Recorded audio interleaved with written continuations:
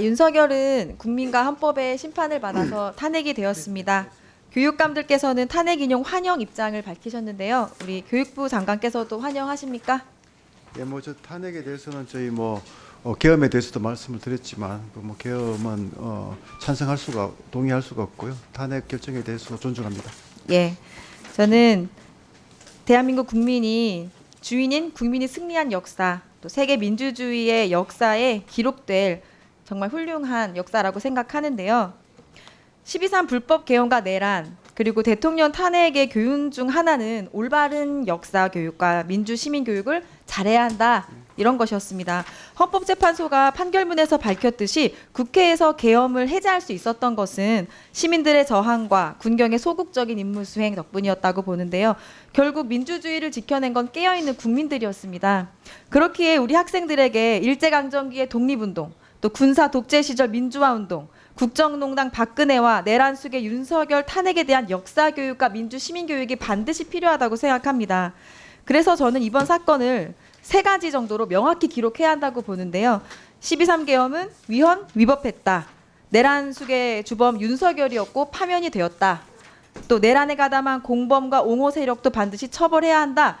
이 세 가지를 역사에 기록하고 아이들에게 제대로 가르쳐야 다시는 이런 불법 개헌과 내란이 없을 거라고 생각하는데 어떻게 생각하시나요? 네, 원님 말씀하신 이제 민주 시민 교육, 그러니까 이제 이번을 계기로 해서 좀 이거를 강화해야 된다는 그 입장은 또 여러 시도교육청도 지금 이제 그 여러 방안들을 내고 있는 것 같습니다. 그래서 이게 기본적으로 시도교육청 사안이기 때문에 시도교육청과 좀 합의해서 그 학교의 여건과 또 특색을 반영해서 시민 교육이 활성화될 수 있도록 그 교육 지원을 지속해 나가도록 하겠습니다. 예, 신경 써주시기 바랍니다. 네. 장관님, 교직원 10명 중 8명이 윤석열 정부 교육 정책에 낙제점을 줬습니다. 사실상 윤석열 교육부 최종 성적표입니다. 저는 이런 부정평가의 원인이 소통 없이 합의 없이 일방적으로 밀어붙인 그야말로 불통에 있다고 보는데요. 실제로 교육 정책별 부정적 응답 가장 많이 한 게 AR 디지털 교과서와 늘봄학교 정책이에요. 그러니까 소통 없이 강행되었던 정책들입니다. 먼저 현장 체험학습에 대해서도 말씀을 좀 드리고 싶은데요. 저희 의원실에서 지난 3, 4월 전국 교직원 대상으로 설문조사한 결과 현장 체험학습에 대해 90.9%가 안전사고가 증가하고 있다. 65.6%가 안전사고 경험이 있다. 이렇게 응답을 하셨어요. 계속 안전사고 위험이 증가하고 있고 실제 경험을 하고 있다는 건데요. 이 때문에 올해 현장학습 실시한다는 응답은 45.7%밖에 없었습니다. 그러니까 나머지는 법적, 제도적 안전장치가 만들어질 때까지 전면 중단하거나 유보하겠다 이런 입장들이어서 갈등이 있는데요. 교원단체에서도 교육부에 대책 요구하고 있지만 대책은 좀 부실한 실정입니다. 그래서 국회가 체험학습 안전대책 마련 위해 작년 11월에 법안 발의해서 통과시켰고 올해 3월 저희 의원실에서 토론회를 열어서 현장학습에 대한 현장의 의견을 전달을 했는데 해당 법안 내용보다 현실화하고 구체화해야 하는 교육부에서는 아직 복지부동입니다. 이 자리를 통해서 다시 한번 분명히 전달드리겠습니다. 현장 체험학습 운영과 관련한 학교 현장의 요구는 크게 4가지 정도로 제가 파악을 했는데요. 첫째는 면책에 해당하는 현장 체험학습 안전사고 예방 및 안전조치 의무를 보다 분명히 하는 것. 둘째, 방대한 안전조치 책임을 교사에게 모두 떠넘기는 것이 아니라 업무와 책임 분담 등으로 부담 완화하는 것입니다. 셋째, 현장 체험학습 안전 문제를 지원하기 위한 보조 인력을 마련하고 역할과 책임을 구체화해야 됩니다. 마지막으로 현재 부실한 유치원, 특수교육 대상자에 대한 지침도 보완해야 한다. 이렇게 현장 의견들을 받았습니다.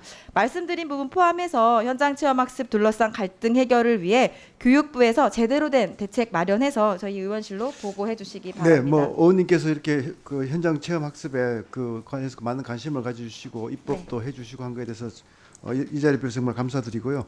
교육부가 좀 차근차근 그 지적하신 것들에 대해서 충분히 공감하고 있기 때문에 네네. 조금 발빠르게 대책을 수립하고 또 필요한 경우에 조례 재개정이라든가 또 법 개정이 좀 일부 더 좀 네. 추가돼야 된다는 부분도 있고 하기 때문에 그 지적하신 것에 대해서 충분히 공감하고 저희가 좀 빠르게 그 협력해서 정책화하도록 저희랑 이제 하겠습니다. 일정을 조율할 때 막 교육부가 빨리 빨리 쓰지 하겠습니다. 않으셔갖고 네네. 지금 학교에서는 기다리고 있거든요. 아, 유보한 압니다. 상태로. 네, 예, 네. 부탁드리겠습니다. 최대한 챙기겠습니다. 네. 네. AI 교과서에 대해서도 말씀을 좀 드려야겠는데요.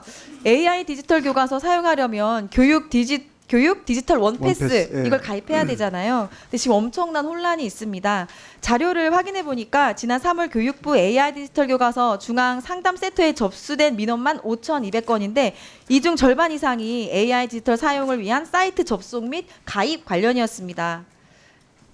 4월 15일에는 완전히 먹통이 되어서 아예 사용할 수 없었다고 합니다. 그래서 가입률도 상당히 낮아요. 59.9% 가입자가 그 정도밖에 안 되는데 사실상 한 반에 한 명의 학생이라도 AIDT 접속 불가능하면 수업이 어려워요. 서책형 교과서는 가져오지 않으면 뭐 같이 보거나 옆반에서 빌리면 되지만 AI 디지털 교과서는 가입을 안 하면 사용할 수가 없거든요. 또 기기 활용해서 수업 진행해야 되는데 접속을 못하면 그 학생은 완전히 수업에서 소외가 되겠지요. 또 이용률은 더 처참합니다. 지금 가입자 수 대비 이용률이 10% 미만이거든요. 세종 같은 곳은 하루에 중학교가 2명, 고등학교 4명 이렇게 사실상 아예 활용이 안 되고 있습니다. 교육부랑 캐리스에서는 가입이 편하다, 뭐 사용이 쉽다, 문제 없다고 홍보를 하셨는데 이게 교육 현장을 잘 모르는 부분이 여실히 드러났다고 생각을 하고요. 지금 사용하지도 않는 AIDT 한 달에 수십억 원씩 구독료가 나가고 있는데 장관님 가입을 조금 더 간소화하거나 아니면 교육 디지털 원패스 가입하지 않아도 좀 임의로 사용할 수 있는 방법은 없을까요? 저희가 디지털 원패스 같은 경우에는 그 개보위라고 합니다. 그 개인정보보호위원회가 사실은 굉장히 엄격하게 요구를 해서 좀 처음에 불편했는데요. 저희가 좀 협의를 통해서 대폭 간소화해서 좀 알겠습니다. 했고요. 지금 시간이 없어가지고 알겠습니다. 예, 지적하신 대책을 부분에 마련해서 대해서 좀 보고해 어떻든 주시기 그 바랍니다. 교사들이 디지털 그 AI 디지털 교과서를 활용해서 수업을 혁신한 사례들을 확산시키는 것이 중요하기 때문에 예, 저는 이런 문제들이 강행 추진되었기 때문에 또 이 수십억 원을 사교육업자들에게 갖다 바치는 결과가 나왔다. 학교에서는 스트레스랑 혼란만 있고 그래서 교과서 지위를 진작 윤석열 정부 거부권으로 이 박탈하는 법안이 통과가 못 됐는데 교육부는 지금이라도 AIDT 정책 철회하고 교과서 지위 여부 철회하시길 바랍니다. 예, 뭐 저희가 최대한 그 AIDT를 활용한 수업 혁신이 좀 확산되도록 노력하고요. 걱정하시는 그런 부분에 대해서는 계속 의원실과 협의하도록 하겠습니다.